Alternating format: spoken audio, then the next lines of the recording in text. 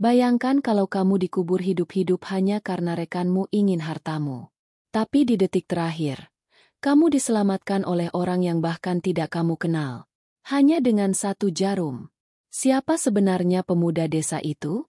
Dan kenapa dia menangis saat melihat wajah miliarder itu? Tulis di komentar dari kota mana kamu nonton cerita ini. Absen dulu warga Jakarta, Surabaya, Medan, Makassar, Pontianak, dan kota lainnya. Cerita ini akan membuka matamu bahwa kadang, keajaiban datang dari orang yang tidak kita duga.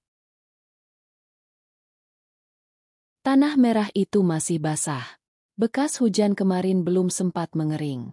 Tapi di bawah lapisan tanah yang lengket itu, seseorang sedang meregang nyawa. Tubuh Herman menggigil. Napasnya tersengal. Dadanya terasa sesak. Seolah paru-parunya diperas oleh tangan tak kasat mata. Ia ingin menjerit. Tapi mulutnya tersumpal kain. Tangan dan kakinya diikat rapat. Hanya mata dan telinga yang masih bisa menangkap gelap dan sunyi. Dua hal yang kini membungkus hidupnya. Maaf, Herm. Ini satu-satunya cara. Itulah kalimat terakhir yang diingat Herman sebelum dunia menjadi gelap. Diucapkan dengan suara serak tapi tenang. Suara Gunawan, rekan bisnis yang dulu ia percayai lebih dari saudaranya sendiri. Mereka membangun kerajaan bisnis dari nol. Tapi kini, pria yang dulu bersumpah setia malah menanamnya hidup-hidup. Detik terasa seperti tahun. Herman mencoba mengingat kapan terakhir ia menarik napas bebas. Barangkali sudah lewat 3 jam. Atau 5? Ia tak tahu. Yang pasti, oksigen mulai menipis. Dadanya terasa seperti ditindih batu besar. Lidahnya kering. Kepalanya berdentum. Dan di tengah keputusasaan itu, hatinya mulai gentar. Akankah ia mati begini? Tanpa nama. Tanpa pemakaman. Tanpa maaf yang sempat ia ucapkan pada siapapun. Sejenak, pikirannya melayang pada masa lalu. Pada tumpukan keputusan yang ia ambil dengan keangkuhan. Pada pegawai yang ia pecat hanya karena laporan terlambat 5 menit. Pada keluarga yang ia abaikan demi menambah satu proyek lagi. Pada sahabat yang ia injak demi jabatan. Pada kekasih lamanya yang ia tinggalkan puluhan tahun silam tanpa pernah tahu bahwa saat mereka berpisah, wanita itu sedang mengandung anaknya. Semua itu kini menggenang, menyerbu pikirannya seperti tsunami. Tapi tak ada waktu untuk sesal. Ia harus keluar. Harus hidup. Harus membalas. Harus memohon. Siapapun di atas sana. Batinnya menjerit dalam tangis. Jika aku masih punya satu kesempatan, aku bersumpah akan memperbaiki semuanya. Demi Allah, aku ingin hidup. Suara lirih itu tak terdengar oleh siapa-siapa. Kecuali oleh bumi. Tapi entah kenapa, di tengah segala keputusasaan itu, ia mencoba menendang, menggeliat, meski tubuhnya nyaris beku. Ia gesekkan ujung sepatunya ke dinding peti, menghasilkan suara nyaring, lemah, tapi cukup untuk membuat seekor burung yang hinggap di pohon dekat sana terbang kaget. Lalu, keajaiban kecil terjadi. Suara retakan kecil terdengar dari kayu di sampingnya. Lubang sekecil kancing baju terbentuk. Udara masuk. Tidak banyak, tapi cukup untuk menyalakan nyala kecil harapan. Herman menangis. Air matanya bercampur debu, membuat penglihatannya semakin kabur. Tapi ia tahu satu hal, ia belum mati. Bukan hari ini. Belum. Sementara itu, dari arah ladang kosong yang terletak hanya beberapa meter dari tempat Herman dikubur, langkah kaki mendekat. Perlahan. Tidak tergesa. Suara sepatu butut yang menginjak tanah basah itu terdengar lirih, namun nyata. Seperti harapan yang berjalan pelan di tengah sunyi malam. Angin berembus pelan membawa aroma rumput dan kayu basah. Tapi bagi Herman, itu bau surga. Hatinya berdebar. Apakah itu orang yang lewat? Atau hanya hayalan dari otaknya yang kekurangan oksigen? Ia berteriak lagi. Sekuat yang bisa. Tenggorokannya sakit. Tapi ia tidak peduli. Tolong! Aku masih hidup. Tak ada jawaban. Tapi suara langkah itu berhenti. Tepat di atas tanah tempat tubuhnya dikubur. Hening. Detik berikutnya, ia merasakan getaran halus di atas peti. Seolah seseorang berdiri di sana. Herman menahan napas. Menunggu. Jantungnya nyaris pecah karena harapan dan takut sekaligus. Lalu tap. Terdengar suara seperti benda logam menyentuh tanah. Sesuatu sedang menusuk. Mengorek. Membuka. Pelan. Konsisten. Dengan satu jarum panjang. Tanpa tahu siapa di baliknya, Herman kembali menangis. Tapi kali ini bukan karena putus asa. Melainkan karena, untuk pertama kalinya dalam hidupnya, ia benar-benar merasa kecil di hadapan dunia. Dan di saat yang sama, sebuah tangan dari langit seolah mulai menyalakan lembaran baru dalam hidupnya. Langit masih kelabu saat Raka melangkah menyusuri jalan tanah yang becek, sambil menggendong gulungan karung di bahunya.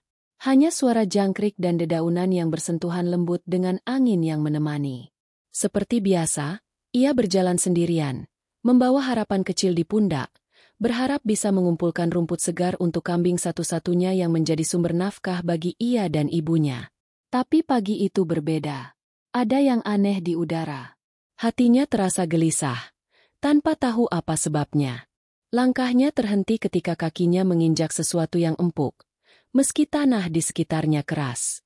Ia menunduk, memperhatikan permukaan tanah yang tampak terganggu. Seolah ada yang baru saja ditimbun. Raka memicingkan mata. Ia bukan petani sembarangan. Anak desa yang dibesarkan oleh alam dan terbiasa membaca tanda-tanda tak kasat mata. Ada sesuatu yang tak beres di bawah sana. Ia jongkok, menempelkan telinga ke tanah, dan diam. Hanya detak jantungnya sendiri yang terdengar hingga tok, tok. Suara ketukan. Lemah, tak beraturan, tapi nyata. Raka menahan napas. Ia tempelkan telinganya lebih dekat. Ada suara rintihan? Tangisan? Ia tak yakin. Tapi sesuatu dalam hatinya menjerit. Tolonglah, tolonglah yang di bawah itu. Panik. Raka membuka karungnya, mengeluarkan jarum besar yang biasa ia pakai menjahit karung rumput. Jarum panjang dari baja, pemberian almarhum ayahnya yang dulu bekerja sebagai penambal karung di pabrik. Jarum itu selalu ia bawa, bukan karena fungsinya, tapi karena rasa kehilangan yang menempel padanya. Hari ini, benda kecil itu menjadi satu-satunya harapan hidup seseorang. Dengan tangan gemetar, Raka mulai menusuk tanah itu. Perlahan. Hati-hati. Ia tak tahu siapa di bawah sana. Bisa saja binatang. Tapi entah kenapa, hatinya yakin itu manusia. Tanah merah terkuak sedikit demi sedikit. Raka mulai menggali dengan tangan kosong. Kukunya kotor. Telapak tangannya lecet. Tapi ia terus menggali. Nafasnya tersengal. Peluh bercucuran. Lututnya terbenam di lumpur. Namun tak sekalipun ia berpikir untuk berhenti. Lalu, ia melihatnya. Ujung jari manusia. Tak bergerak. Astagfirullah. Bisiknya pelan. Tanpa pikir panjang, ia menggali lebih cepat. Membuka kayu setipis mungkin. Dan mendapati wajah seorang pria dewasa. Penuh debu, mata terpejam, bibir membiru. Nafas Raka tercekat. Tapi detik berikutnya, dada pria itu bergerak. Lemah, tapi hidup. Pak, Pak, dengar saya. Saya akan keluarkan Bapak. Seru Raka, panik. Ia tarik tubuh itu dengan tenaga seadanya. Pria itu berat, lebih besar dari tubuh kurus Raka. Tapi semangatnya membuncah. Dalam beberapa menit yang terasa seperti selamanya, ia berhasil menyeret pria itu keluar dari lubang maut. Ia rebahkan tubuh si pria di atas rumput, menepuk pipinya, menggoyang-goyang bahunya. Pak, buka mata Bapak. Ayo, jangan tinggalkan saya. Tiba-tiba pria itu batuk. Suara batuk parau, seperti batu yang pecah dari dalam tenggorokan. Mata pria itu terbuka, kabur, bingung, dan penuh rasa takut. Raka mundur, lalu kembali maju, menyodorkan botol kecil air minum dari saku celananya. Diminum sedikit-sedikit. Pria itu meneguknya dengan gemetar, lalu menatap Raka. Siapa? Kamu? Nama saya Raka. Pak, saya cuma anak desa. Saya lagi cari rumput, saya dengar suara dari dalam tanah. Pria itu tak menjawab. Ia hanya menatap kosong ke langit. Air mata mengalir perlahan dari sudut matanya yang lelah. Napasnya masih berat. Tapi dalam sorot matanya yang mulai jernih, ada sesuatu yang lebih dalam dari sekadar rasa syukur. Ada keterkejutan seolah dia baru sadar. Hidupnya tak lagi miliknya. Raka berdiri, bingung, tak tahu harus berbuat apa. Pak, saya bantu bawa ke rumah saya, ya? Rumah saya dekat. Cuma di ujung jalan sana. Ibu saya bisa bantu rawat. Pria itu hanya mengangguk pelan. Tidak ada tenaga untuk berkata. Tidak ada semangat untuk menyangkal. Ia hanya ikut saat Raka menundukkan tubuhnya, mengangkat lengannya ke atas bahu kurus Raka, lalu membimbingnya pelan-pelan menyusuri jalan tanah. Dan saat mereka berjalan menjauh dari tempat kuburan hidup itu, tanpa satu pun dari mereka sadari, selembar kartu nama dengan nama Herman Prasetya, Direktur Utama PT Grahadi Artha, jatuh dari saku jas pria itu. Tertutup lumpur. Tertinggal di sana. Di balik lumpur itu, takdir besar sedang menunggu untuk terungkap. Langkah kaki Raka menyusuri jalan setapak desa yang basah berlumpur. Tubuhnya gemetar, bukan karena dingin, melainkan karena beban lelaki asing yang dipapahnya dari tempat penguburan itu masih menyandarkan beratnya ke bahu kurusnya. Keringat mengalir di pelipis, tapi ia terus berjalan, menahan lelah dengan tekad bulat. Tubuh lelaki itu sudah setengah terkulai, napasnya berat, dan kulitnya pucat seperti kain perca yang tak dijemur. Tapi ia masih hidup. Dan selama itu, Raka takkan melepaskannya. Rumah Raka hanya berdinding papan, beratap seng karatan. Tapi bagi mereka, rumah itu adalah tempat berpulang. Di dalamnya, seorang ibu terbaring di atas dipan sederhana. Kakinya tak lagi bisa digerakkan sejak stroke 3 tahun lalu. Ketika Raka membuka pintu dan menyeret masuk tubuh lelaki itu, ibunya yang biasa diam hanya mampu menatap dalam kebingungan. Bu, Raka nemu orang. Dikubur hidup-hidup. Dia masih hidup. Bu, masih bisa diselamatkan. Suara Raka lirih, tercekat antara panik dan tangis yang tertahan. Ia tidurkan lelaki itu di atas tikar tua di sudut ruangan, lalu mengambil baskom kecil dan air hangat dari termos yang biasa digunakan untuk merendam kaki ibunya. Dengan kain tipis, ia membersihkan wajah lelaki itu perlahan. Lumpur, debu, dan bekas-bekas tanah menutupi hampir seluruh wajahnya. Tapi di balik kotoran itu, terpancar sosok yang dulunya gagah. Rahang tegas, dahi lebar, dan kerutan usia yang tak bisa disembunyikan. Pria itu membuka mata. Samar. Ia melihat langit-langit rumah kayu dan lampu redup yang bergoyang pelan. Aroma minyak kayu putih menyusup ke hidung.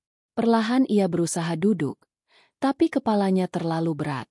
Di mana aku? Gumamnya. Nyaris tak terdengar. Raka mendekat. Bapak di rumah saya. Bapak tadi di tanah. Dikubur. Saya gali. Saya tarik. Lalu saya bawa pulang. Nama bapak siapa? Lelaki itu terdiam. Matanya menyapu ruangan, lalu menatap wajah Raka. Sekilas terlihat keraguan. Lalu bibirnya terbuka. Pelan. Harry. Jawabnya singkat. Harry. Raka mengangguk-angguk.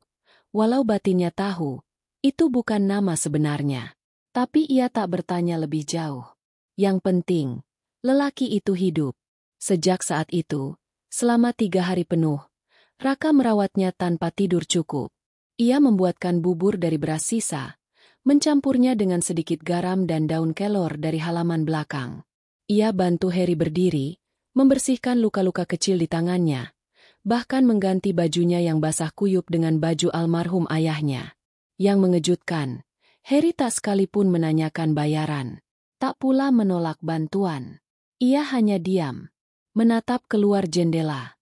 Seolah pikirannya masih terjebak di dalam tanah tempat ia nyaris dikubur selamanya. Tapi di saat-saat tertentu, tatapannya berubah. Ada rasa bersalah. Ada luka yang lebih dalam dari apapun yang terlihat di tubuhnya. Malam keempat, Raka duduk di beranda, memandangi langit malam. Harry menyusul, kini sudah cukup kuat berjalan pelan dengan bantuan tongkat kayu buatan Raka dari batang bambu. Kamu tinggal sama ibumu saja? Tanya Heri tiba-tiba. Iya, Pak. Ayah saya meninggal waktu saya umur 11. Sejak itu, cuma saya dan ibu. Kami hidup dari jualan rumput. Kadang saya bantu warga cuci parit, benerin genteng bocor, apa aja yang penting halal. Heri mengangguk pelan. Lalu terdiam lagi. Kenapa Bapak bisa dikubur hidup-hidup? Tanya Raka, pelan. Pertanyaan itu menggantung di udara. Heri tak langsung menjawab. Matanya menatap langit. Lama. Angin malam meniup rambutnya yang mulai beruban. Lalu ia menarik napas dalam-dalam. Karena orang yang saya anggap saudara ternyata hanya ingin melihat saya mati. Raka tak mengerti sepenuhnya. Tapi ia tak mendesak. Ia tahu, luka seperti itu tidak mudah diceritakan. Tidak akan sembuh hanya karena ditanya. Maka ia hanya duduk di situ, menemani. Sementara itu, jauh di sudut rumah, dompet kulit milik Heri yang terjatuh dari saku saat dirawat masih tergeletak di atas meja kecil dekat dapur. Raka belum membuka isinya. Ia merasa tak pantas mengutik milik orang. Tapi dompet itu menyimpan potongan penting dari kebenaran. Foto lama, surat, dan lembar-lembar yang jika terbuka, akan mengubah seluruh hidup Raka. Namun malam itu, mereka hanya dua orang asing yang saling menyelamatkan tanpa tahu apa takdir mereka selanjutnya. Dan mungkin dalam sunyi yang membalut mereka malam itu, Allah sedang menulis ulang kisah hidup mereka dari awal, dengan arah yang tak pernah mereka bayangkan. Sementara Heri, yang sebenarnya bernama Herman Prasetya, berusaha bangkit dari lubang maut di rumah Raka yang sederhana, di pusat kota, seorang pria berjas mahal tengah berdiri di atas panggung megah. Wajahnya berseri-seri, tubuhnya tegap, dan suaranya lantang saat memberikan pidato di hadapan para pemegang saham dan awak media. Ia adalah Gunawan, nama yang kini mendominasi perusahaan raksasa PT Grahadi Arta. Dengan segala tantangan yang telah kita lalui, saya berdiri di sini bukan hanya sebagai direktur utama baru, tapi sebagai sahabat almarhum Herman, ucap Gunawan, dengan nada sendu yang palsu, seolah kehilangan yang ia rasakan begitu dalam. Di hadapannya, ratusan tamu undangan mengangguk, sebagian menyeka air mata, mengira Herman telah meninggal dalam perjalanan bisnis luar negeri yang disebut-sebut mengalami kecelakaan pesawat. Tubuhnya tak ditemukan, kabar simpang siur dibiarkan mengambang, dan Gunawan memanfaatkannya sebagai pijakan untuk mengambil alih seluruh kekuasaan. Tak ada yang tahu kenyataan sebenarnya. Tak ada yang curiga bahwa Gunawan sendiri yang merancang penghilangan itu. Ia yang mematikan kamera pengawas. Ia yang memerintahkan anak buah menyekap Herman dan membawanya ke ladang kosong di pinggiran desa. Ia pula yang menyuap beberapa pihak agar berita pencarian dihentikan. Semua ia atur dengan detail. Rapi, licin. Di ruang kerjanya yang luas dengan jendela menghadap ke gedung pencakar langit, Gunawan duduk dengan segelas wine mahal. Ia menatap foto besar dirinya yang baru saja dipasang menggantikan potret Herman. Bibirnya melengkung, bukan senyum, tapi ejekan terhadap masa lalu yang telah ia tendang tanpa ragu. Selamat tinggal, Herm. Kau terlalu percaya pada orang, gumamnya lirih. Tapi rasa tenang itu tidak sepenuhnya utuh. Dalam diam, Gunawan mulai dihantui kecemasan kecil, kegelisahan yang ia tekan dengan berpura-pura kuat. Ia memeriksa berita online, memastikan tidak ada satupun laporan tentang tubuh yang ditemukan. Ia sesekali menghubungi anak buahnya, menanyakan ulang, benar tidak ada jejak, kan?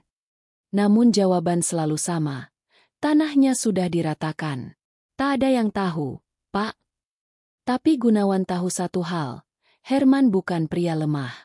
Ia keras kepala, penuh akal, dan sulit dikalahkan. Meski sudah dikubur hidup-hidup, ada bagian dalam diri Gunawan yang terus berbisik, bagaimana kalau ia selamat? Bisikan itu makin kencang setiap malam. Tidurnya tak pernah lelap. Mimpi-mimpi buruk datang silih berganti. Mimpi di mana Herman muncul dari balik tanah, matanya merah, tubuhnya penuh luka, menatap langsung ke arahnya dan berkata, "Aku belum mati, Gan." Rasa takut yang ditutupi dengan kemewahan mulai menggerogoti ketenangan Gunawan. Di hari kelima setelah penghilangan Herman, seorang satpam lama perusahaan, Pak Wiro, mengirim pesan suara ke ponsel Gunawan. Suaranya gemetar. "Panik. Pak, maaf saya ganggu. Tadi pagi, ada anak kecil jualan koran. Katanya lihat orang tua diseret dari ladang pakai sepeda motor. Wajahnya penuh lumpur, tapi katanya sempat teriak, "Tolong!" Dekat desa Kalang. Saya nggak tahu ini ada hubungannya atau tidak, tapi saya jadi kepikiran. Gunawan langsung menghapus pesan itu. Lalu menarik napas dalam-dalam, mencoba menenangkan diri. Tapi jari-jarinya mulai gemetar. Ia tahu, hanya butuh satu celah kecil untuk menghancurkan semua yang sudah ia rampas. Dengan tergesa, ia menghubungi seseorang. Suaranya pelan, tapi dingin. Cari informasi di desa Kalang. Pastikan tidak ada yang mencurigakan.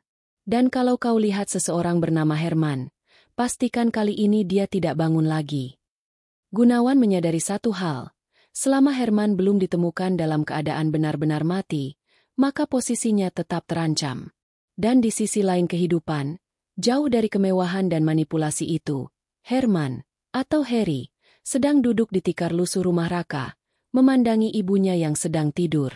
Ia menggenggam tangan anak muda itu, tanpa berkata banyak, hanya menatapnya dalam-dalam. Dalam benaknya, ia mulai menulis ulang rencana. Tapi untuk melawan orang seperti Gunawan, ia tahu, ia tidak bisa melakukannya sendirian. Yang ia butuhkan bukan kekuatan, tapi keyakinan.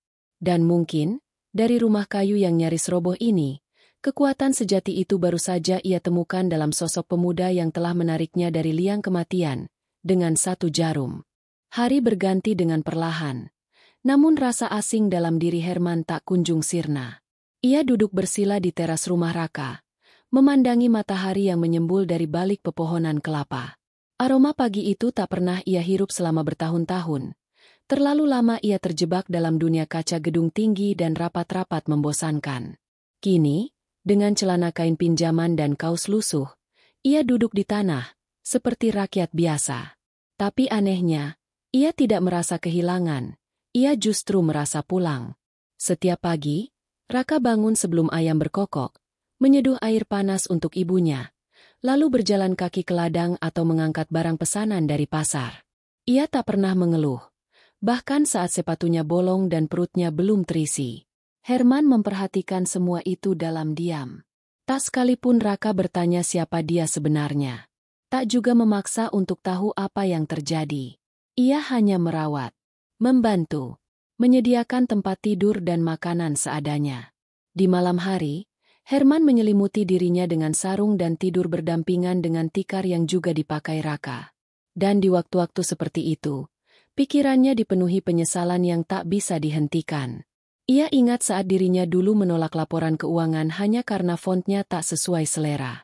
Ia ingat ekspresi takut pegawainya yang baru di PHK karena telat 5 menit. Ia teringat wajah supir lama yang menangis minta maaf karena mobil dinas mogok di tengah hujan, padahal bukan salahnya. Dan semua itu, ia anggap wajar waktu itu. Kini, setelah hampir terkubur hidup-hidup, semua itu tak lebih dari kebodohan. Suatu sore, Herman duduk di pinggir sumur sambil mencuci kaki. Raka datang membawa seteguk air kelapa yang ia petik dari kebun tetangga. "Pak Harry, minum dulu. Seger. Baru ambil tadi," ujar Raka sambil tersenyum. Herman menerimanya dengan hati getir. "Terima kasih, Raka." Raka duduk di sebelahnya, membasuh peluh. "Bapak enggak keberatan tinggal di sini? Maaf ya kalau tempatnya enggak nyaman." Herman menoleh, memandang rumah kayu yang sederhana itu. "Tempat ini jauh lebih nyaman daripada kantor saya dulu." Raka tertawa kecil. "Masa sih?" Herman mengangguk pelan. "Di sana, semuanya dingin. Dinding kaca, lantai marmer, tapi penuh kepalsuan. Di sini, kamu rawat saya, kasih makan, bantu saya bangun dari kematian, tanpa tanya apapun, tanpa minta imbalan." Raka menunduk, lalu berkata lirih, "Saya cuma manusia biasa, Pak. Kalau saya lihat orang butuh tolong, ya saya tolong. Dulu waktu kecil ibu saya juga pernah ditolong orang asing waktu jatuh di jalan. Sejak itu saya janji dalam hati, kalau saya besar, saya juga harus jadi orang baik buat orang lain." Kata-kata itu menampar batin Herman. Ia beranjak dari duduknya, lalu melangkah pelan ke dalam rumah, membuka dompet kulit yang selama ini ia sembunyikan. Di dalamnya, terselip selembar foto lama, wanita muda yang tersenyum sambil mengelus perutnya yang buncit. Ia ambil foto itu, menatapnya lama, lalu mendesah berat. Istriku dulu, dia menghilang tanpa kabar setelah aku tolak anak yang dikandungnya. Aku anggap itu hanya aib di masa lalu. Tapi kini, saat aku menatap wajah Raka, aku rasa, aku seperti melihat bayanganku sendiri saat muda. Herman meremas foto itu. Air matanya tumpah. Perasaan bersalah menggerogoti batinnya. Tapi ia belum berani bicara. Belum saatnya. Ia harus pastikan dulu siapa Raka sebenarnya, sebelum berkata lebih jauh. Malamnya, saat Raka tertidur di dekat ibunya, Herman duduk sendiri di teras, menatap langit berbintang. Ia menulis sepucuk surat dengan pulpen pinjaman dan kertas bekas. Jika aku mati besok, hartaku akan menjadi milik Raka. Anak muda ini telah menyelamatkan hidupku, bahkan sebelum tahu siapa aku. Jika dunia ingin melihat keajaiban, lihatlah satu jarum yang ia bawa. Jarum itu lebih bernilai dari seluruh saham perusahaan yang pernah kupegang. Herman melipat surat itu, menyelipkannya ke dalam dompetnya, tepat di samping foto wanita yang ia tinggalkan bertahun-tahun lalu. Dalam hati, ia berdoa pada Allah, memohon satu hal. Jika masih ada kesempatan kedua, izinkan aku menebus semua dosa dengan cara yang paling benar. Lewat pemuda ini, lewat hidup yang baru. Malam itu, angin berhembus pelan. Tak ada mobil mewah, tak ada aula rapat. Hanya suara jangkrik dan bisikan penyesalan yang tumbuh menjadi tekad baru di dada seorang miliarder yang baru saja belajar arti hidup. Dari seorang anak desa dan satu jarum kecil. Langit pagi di desa itu mulai berubah warna. Warna jingga menyapu pucuk-pucuk pohon. Angin membelai dedaunan dengan lembut. Namun di hati Herman, suasana tak lagi serupa. Ia tak bisa terus bersembunyi di balik nama samaran. Meski tubuhnya mulai pulih, pikirannya tetap berperang, antara ingin menghilang selamanya, atau kembali berdiri menatap dunia yang pernah menguburnya. Raka, seperti biasa, sudah sibuk menjemur pakaian ibunya, mempersiapkan air untuk mandi, dan menyiapkan sepiring kecil nasi dengan sambal garam. Tak sekalipun ia bertanya tentang siapa sebenarnya Heri. Ia hanya tahu, orang ini butuh tempat untuk sembuh, dan itu cukup baginya. Pagi itu, setelah sarapan, Herman memanggil Raka duduk di teras. "Raka, aku mau bicara serius," ucap Herman dengan suara berat, tapi lembut. Raka menoleh, lalu duduk bersila, matanya jernih dan penuh perhatian. "Aku merasa tak bisa terus di sini. Tapi aku juga tak bisa pergi tanpa mengucapkan terima kasih. Kamu udah selamatin hidupku. Kamu nggak tahu siapa aku, tapi kamu tetap rawat aku seperti keluarga." Raka mengangkat bahu, malu-malu. "Ya nggak apa-apa, Pak. Saya cuma lakuin apa yang seharusnya dilakuin manusia ke manusia." Herman tersenyum, tapi senyum itu penuh luka. Justru itu hal yang seharusnya sederhana, tapi langka ditemukan. Ia lalu menarik napas panjang. "Raka, aku mau ajak kamu ikut aku ke kota. Cuma beberapa hari. Aku punya urusan yang harus dibereskan. Tapi aku nggak mau berangkat sendirian. Aku butuh seseorang yang bisa aku percaya." Raka tampak terkejut. "Saya? Ikut ke kota, Pak?" "Iya. Aku bukan orang biasa, Rak. Dan kota itu keras. Tapi kamu punya sesuatu yang aku butuhkan. Kejujuran. Nurani." Hening sejenak. Raka menunduk. "Tapi ibu gimana? Siapa yang jagain?" Herman langsung menimpali. "Aku udah pikirkan itu. Nanti aku akan titipkan ibu kamu ke Bu Lestari, kepala puskesmas. Aku akan bayar semua kebutuhan ibumu. Aku janji." Raka menelan ludah, menahan rasa haru. Belum pernah ada orang yang peduli sejauh itu. Tapi batinnya berkecamuk. Ia tak terbiasa pergi jauh.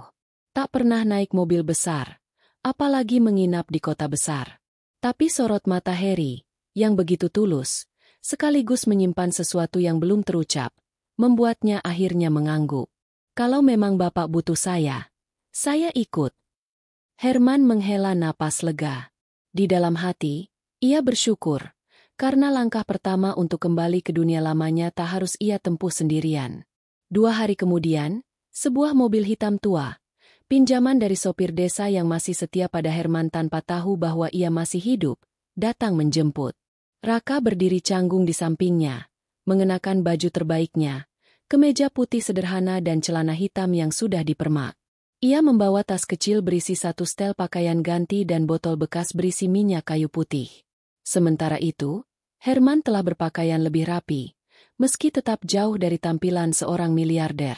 Tapi aura berwibawanya perlahan kembali. Pandangan matanya mulai fokus. Bahunya tegak. Ia tahu, kota yang ia tinggalkan dengan cara keji itu kini menanti dengan berbagai kejutan, dan mungkin ancaman. Sebelum masuk ke mobil, Raka menghampiri ibunya yang duduk di kursi roda bambu di teras. "Ibu." Raka pergi sebentar ya. "Sama Pak Heri." "Ibu tenang saja. Nanti ada yang jagain." Ibunya hanya menggenggam tangan Raka. Matanya berkaca-kaca. Ia tak bisa bicara dengan jelas karena lumpuh. Tapi air matanya bicara banyak.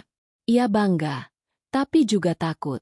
Raka mencium tangannya lama-lama, lalu berdiri.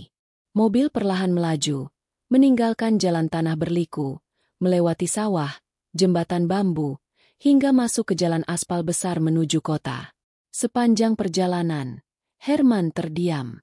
Tangannya mengepal di pangkuan, menahan gelombang perasaan yang bercampur aduk. Marah, rindu, dan waspada.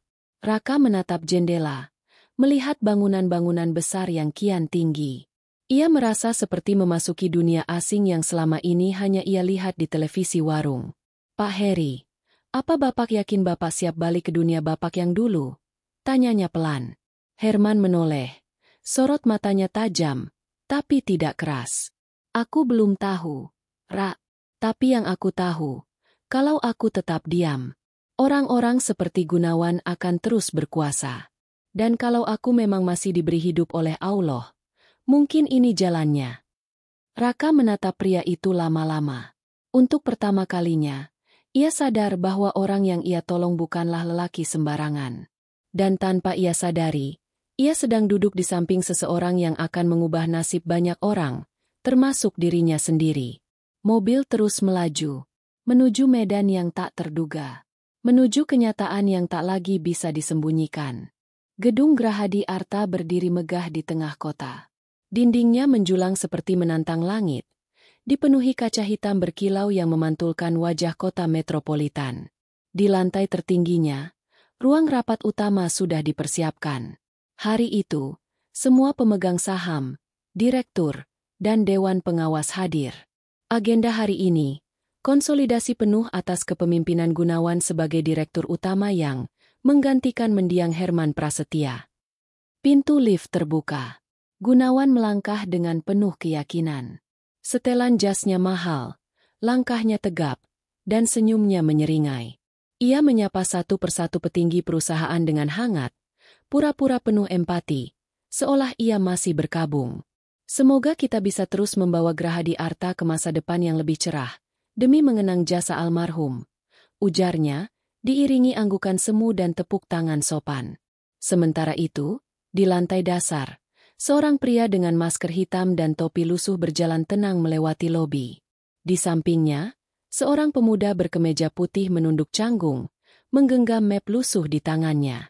Mereka tak dikenali oleh resepsionis, karena sebelumnya, Herman telah mengatur seseorang dari dalam untuk membuka akses langsung ke ruang rapat.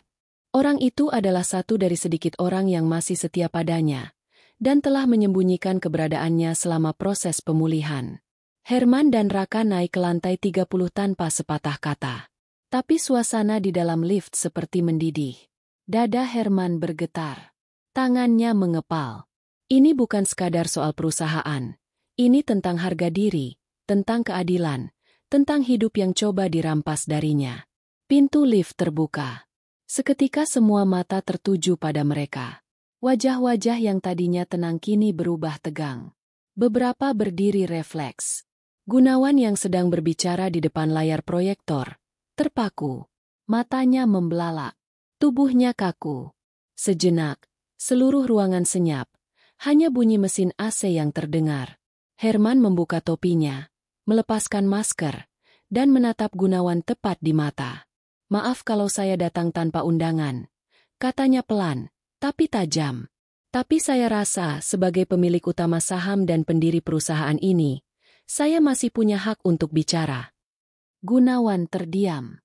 Mulutnya terbuka, tapi tak ada suara keluar. Ia seperti melihat hantu. Salah satu direktur berbisik, "Pak, itu Pak Herman." Beberapa orang langsung berdiri dan menghampiri. Mereka ingin menyentuh Herman, memastikan apakah ini sungguhan atau ilusi. Herman menatap mereka satu persatu. "Saya tidak mati. Saya tidak kecelakaan. Saya dikubur hidup-hidup. Dan saya kembali. Karena seseorang yang bahkan tidak saya kenal rela mengorbankan segalanya untuk menarik saya keluar dari tanah." Ia menoleh ke Raka, yang berdiri canggung di pojok ruangan. Semua mata ikut memandang pemuda itu. Raka hanya menunduk, tak nyaman dengan sorotan. Gunawan akhirnya berbicara, mencoba menguasai keadaan. Maksud saya, Pak Herman, ini pasti hanya salah paham. Kami semua percaya Bapak menghilang dalam perjalanan ke luar negeri. Semua data menunjukkan." "Saya tidak keluar negeri," potong Herman tajam. "Saya disekap, dianiaya, dikubur hidup-hidup. Dan saya tahu siapa dalangnya." Ia mengangkat satu map tebal dari tangan Raka, membukanya, lalu membagikan salinannya kepada semua hadirin. Isinya, rekaman suara, pesan rahasia dari Satpam, bukti transfer mencurigakan, dan pernyataan tertulis dari sopir pribadi yang akhirnya bersaksi. Semua menunjuk ke satu nama. "Gunawan, kau yang atur semua ini." Ruangan meledak dengan bisik-bisik. Gunawan pucat, mencoba membantah, tapi tak ada lagi yang mau mendengarkan. Salah satu komisaris senior berdiri. "Jika semua ini benar, maka Pak Gunawan telah mencemarkan nama baik perusahaan dan melakukan tindak kriminal berat.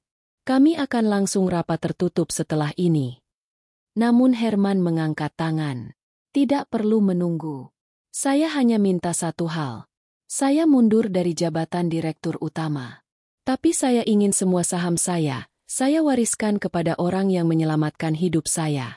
Yang tak pernah saya kenal sebelumnya. Yang menggali tubuh saya dari tanah hanya dengan satu jarum. Namanya Raka." Semua menoleh lagi. Raka membeku. Wajahnya pucat. Matanya berkaca-kaca. "Tidak, Pak. Saya nggak pantas. Saya cuma bantu karena saya nggak bisa lihat orang mati sia-sia." Herman menghampirinya, meletakkan tangan di bahunya. "Kamu tidak hanya pantas, Ra. Kamu satu-satunya alasan aku masih bisa berdiri di ruangan ini. Dan aku ingin dunia tahu bahwa kebaikan yang tulus lebih berharga dari jutaan saham dan rapat-rapat yang penuh kebohongan." Suara tepuk tangan pelan mulai terdengar. Meningkat, hingga seluruh ruangan berdiri memberi penghormatan. Beberapa mata menangis. Yang lainnya tertunduk malu. Gunawan tidak bisa berkata apa-apa lagi. Wajahnya dingin. Tubuhnya seperti kosong. Raka menangis diam-diam. Ia bukan siapa-siapa. Tapi hari itu, satu dunia berubah. Karena ia tidak membiarkan satu nyawa mati sia-sia. Dan mungkin dari satu jarum kecil, sejarah baru-baru saja dimulai. 1 jam setelah pertemuan itu berakhir, gedung megah Grahadi Arta berubah sunyi. Para petinggi perusahaan masih gemetar mengingat kejadian tak terduga yang barusan mereka saksikan. Kemunculan kembali Herman Prasetya yang sempat dinyatakan hilang dan kini kembali bukan untuk mengambil jabatan, melainkan memberikannya kepada pemuda asing dari desa bernama Raka. Di ruang transit VIP lantai atas, Herman duduk di sofa kulit sambil memandangi Raka yang berdiri kaku di sudut ruangan. Pemuda itu masih sulit mencerna apa yang barusan terjadi. Kemeja putihnya kini lusuh karena peluh, dan wajahnya penuh kebingungan bercampur takut. "Pak." Suara Raka nyaris tak terdengar. "Kenapa saya? Kenapa bukan orang lain saja yang Bapak pilih?" Herman berdiri, mendekat pelan, menatapnya penuh makna. Karena aku sudah bertemu ratusan orang penting. Ra. Mereka tahu cara berbicara, tahu cara bersikap. Tapi kamu tahu cara menyelamatkan orang. Tanpa pamrih, tanpa motif. Kamu tahu caranya jadi manusia. Raka menggeleng cepat. Tapi saya cuma anak kampung, Pak. Saya nggak paham soal saham, soal perusahaan, soal kota. Saya bahkan bingung kenapa ruangan tadi dinginnya seperti kulkas. Saya bukan siapa-siapa. Herman tersenyum pahit. Dulu aku juga bukan siapa-siapa. Raka, aku tumbuh dari keluarga penjual nasi goreng di gang sempit. Aku belajar, aku salah, aku bangun dan hancur berkali-kali. Dan ketika aku merasa sudah punya segalanya, aku malah dikubur hidup-hidup. Kalau bukan karena kamu, aku mungkin sudah jadi berita tanpa nama. Raka menunduk. Matanya mulai berkaca. Ia merasa seperti orang yang sedang mimpi. Tapi tubuhnya menggigil bukan karena dingin, melainkan karena beratnya tanggung jawab yang tiba-tiba ditaruh di pundaknya. Herman duduk kembali, membuka map berisi surat pernyataan warisan dan akta perubahan struktur perusahaan. Kamu tak akan sendirian. Akan ada tim hukum, keuangan, penasihat. Tapi arah perusahaan ini, mulai sekarang akan mengikuti nilai-nilai kamu. Raka menelan ludah, lalu berkata dengan suara bergetar. Saya boleh tanya satu hal, Pak? Tentu. Kenapa Bapak nggak aja langsung pimpin kembali? Kenapa justru Bapak mundur dan serahkan semuanya ke saya? Pertanyaan itu membuat Herman terdiam sejenak. Tatapannya menerawang jauh keluar jendela, ke arah langit yang mulai mendung. Karena aku lelah, Rak. Aku lelah hidup sebagai orang yang pura-pura kuat, pura-pura tahu semua hal. Aku sudah menghabiskan terlalu banyak waktu dalam dunia yang hanya menilai manusia dari jabatan dan kekayaan. Tapi saat aku sekarat di dalam tanah, yang menyelamatkanku bukan gelar, bukan kekuasaan, bukan sahabatku, bukan dokter mahal, tapi seorang pemuda kurus, dengan satu jarum, yang bahkan tak tahu siapa aku. Ia menatap Raka. Suaranya mulai serak. Itu tamparan terbesar dalam hidupku. Aku sadar. Aku nggak lagi layak memimpin. Tapi aku masih punya satu kesempatan untuk menebus. Dan itu dengan memberikannya pada orang yang paling pantas. Tangis Raka pecah. Ia jongkok, menutup wajahnya dengan kedua telapak tangan. Suaranya tersendat. Pak, saya nggak tahu harus bilang apa. Saya bahkan gak yakin saya bisa terus berdiri. Herman memeluk Raka erat. Kamu gak perlu jadi sempurna. Kamu hanya perlu jadi seperti kamu yang waktu itu. Yang tanpa pikir panjang turun ke lumpur dan menggali demi orang yang kamu tak kenal. Dunia butuh lebih banyak orang seperti itu. Di ruangan lain, beberapa media mulai mencium kabar bahwa Herman masih hidup. Bocoran rekaman pertemuan saham sudah mulai menyebar di ruang-ruang wartawan. Beberapa jam lagi, berita ini akan meledak. Foto Raka akan terpampang di mana-mana. Ia akan menjadi sorotan. Dipuja. Mungkin juga dicaci. Tapi semuanya tak akan lagi bisa mundur. Menjelang malam, Herman mengajak Raka keluar dari gedung. Mereka berdiri di pelataran, memandang kota yang penuh lampu dan kebisingan. Mobil-mobil mewah lalu lalang, dan di antara semua itu, dua sosok dengan pakaian sederhana berdiri tegak. Satu mantan miliarder, satu pemuda desa. Kita ke rumah sakit dulu. Ya, ujar Herman. Aku mau pastikan ibumu dijaga oleh tim terbaik. Kamu fokus dulu mempersiapkan diri. Dunia akan berubah mulai besok. Raka mengangguk pelan. Tapi sebelum ia naik ke mobil, ia berbalik. Pak. Ya. Kalau bukan karena Allah dan satu jarum itu, mungkin kita nggak akan pernah ketemu. Herman tersenyum. Mata tuanya berkaca. Dan mungkin Allah memang sengaja membuat aku jatuh, supaya aku belajar memuliakan yang selama ini tak terlihat. Mobil melaju, membawa mereka ke perjalanan baru. Tapi dalam hati masing-masing, mereka tahu, perjalanan ini baru dimulai. Keesokan harinya, nama Raka memenuhi layar-layar berita nasional. Semua headline memuat frasa yang sama. Pemuda desa pewaris saham miliaran. Misteri pria yang menyelamatkan Herman Prasetya dengan 1 jarum. Pewaris tak terduga. Siapa sebenarnya Raka? Dunia gempar. Jurnalis dari berbagai stasiun televisi berbaris di depan gedung Graha di Arta. Wajah Raka yang polos kini menjadi simbol harapan baru. Tapi di balik pujian itu, muncul tanya yang lebih besar. Siapa sebenarnya Raka? Dan kenapa Herman memilihnya? Bukan dari keluarganya sendiri? Pagi itu, Herman mengundang semua dewan dan pemegang saham untuk kembali hadir di ruang rapat yang sama. Tapi kali ini, suasananya berbeda. Tidak ada lagi proyektor. Tidak ada dokumen. Hanya kursi yang disusun melingkar. Dan di tengahnya, Herman berdiri dengan tubuh yang tegak namun tenang.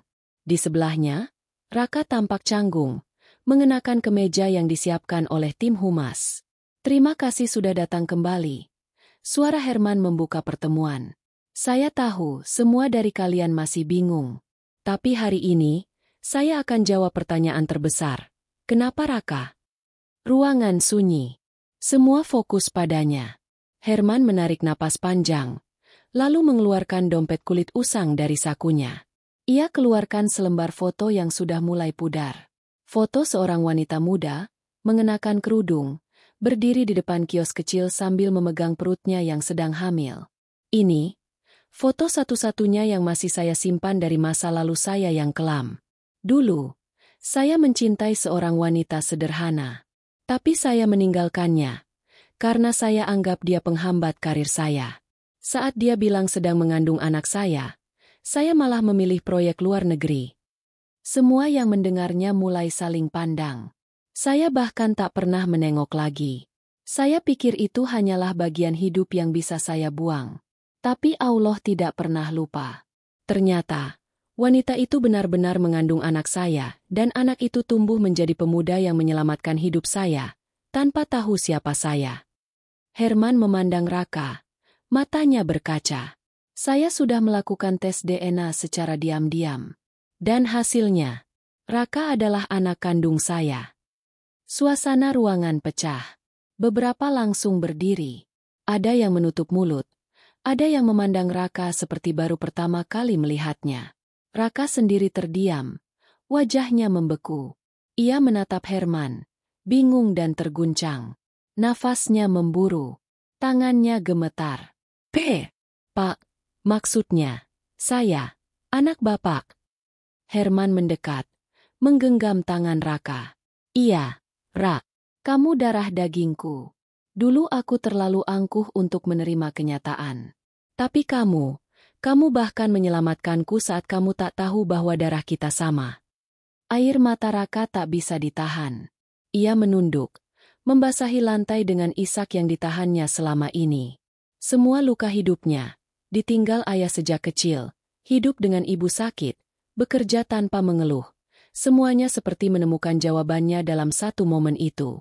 Saya kira ayah saya sudah meninggal waktu saya kecil. Saya nggak pernah tahu namanya. Ibu nggak pernah cerita. Herman memeluknya, pelan namun erat. Ibumu melindungiku dari amarahmu. Dan sekarang, aku di sini bukan hanya untuk menebus, tapi untuk memperbaiki semuanya. Kalau kamu mau, kamu bukan hanya jadi penerus perusahaanku, tapi kamu juga bisa jadi anakku, sepenuhnya. Raka menangis dalam pelukan ayah yang baru ia kenal. Tangis yang bukan karena kesedihan, tapi karena pertemuan yang tak pernah ia bayangkan. Tangis yang datang dari luka batin bertahun-tahun, akhirnya menemukan tempat untuk sembuh. Para dewan yang hadir tak berkata apa-apa lagi. Bahkan Gunawan, yang duduk paling belakang dengan kepala tertunduk, tak mampu membalas apapun. Semua saksi di ruangan itu tahu, hari ini bukan sekadar pengumuman bisnis. Ini adalah hari kebenaran menang.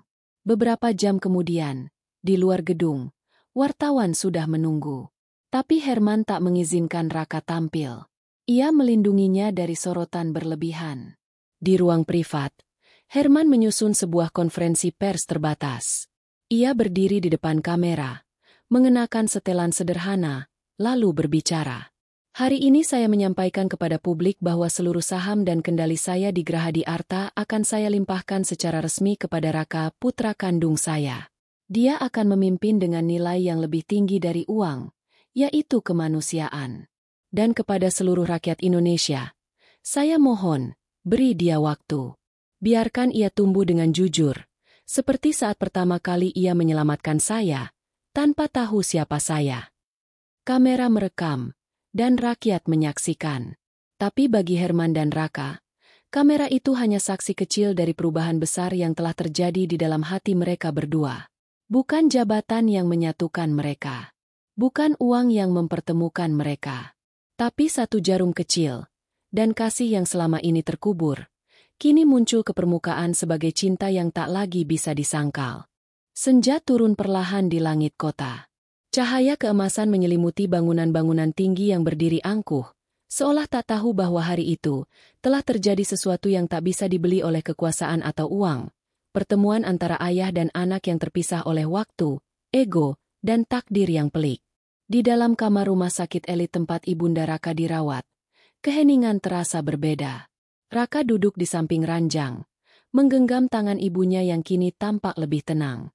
Udara dalam ruangan dingin, tapi kehangatan yang mengalir dari genggaman itu cukup untuk meruntuhkan semua dinding keras yang selama ini membungkus hatinya. "Ibu, semua ini terlalu cepat," bisiknya pelan. Ibunya tak bisa banyak bicara karena stroke, tapi air matanya mengalir saat mendengar suara Raka. Matanya bergetar, menatap anak satu-satunya yang kini menjadi pusat perhatian negeri. Tapi lebih dari itu, ia menatap Raka dengan tatapan penuh rasa bersalah, karena menyimpan rahasia tentang ayah kandungnya selama bertahun-tahun. "Bu, kenapa nggak pernah bilang siapa ayahku?" tanya Raka, suara lirih, tak bernada marah. Dengan susah payah, Ibu Raka mengangkat tangannya yang masih bisa bergerak, menunjuk ke dada anaknya. "Karena kamu sudah cukup besar jadi laki-laki, tanpa harus tahu siapa yang meninggalkanmu." Kalimat itu terucap dengan parau, dengan sisa tenaga yang hanya bisa keluar karena dorongan hati seorang ibu. Raka menunduk, bibirnya bergetar. Ia menahan tangis. "Tapi sekarang aku tahu, Bu, dan aku nggak marah. Aku cuma pengen ibu tahu, aku baik-baik saja. Bahkan aku bahagia."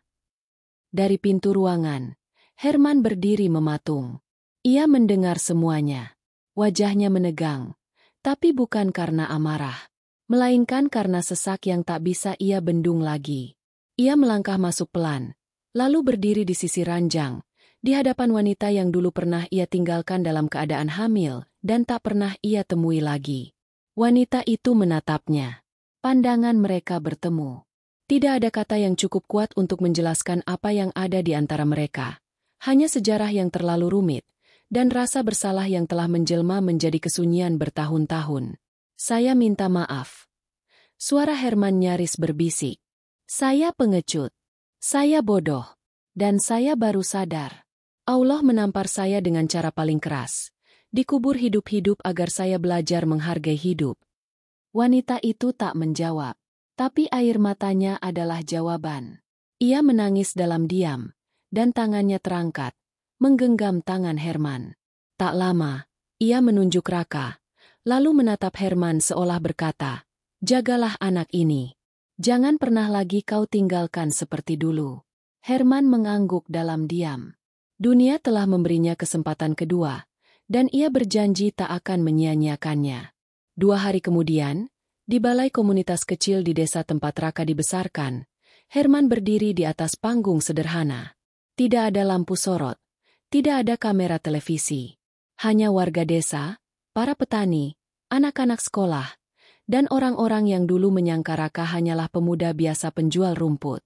Di tangan Herman, tergenggam jarum panjang, jarum yang dulu digunakan Raka untuk menggali tanah dan menyelamatkannya dari kematian.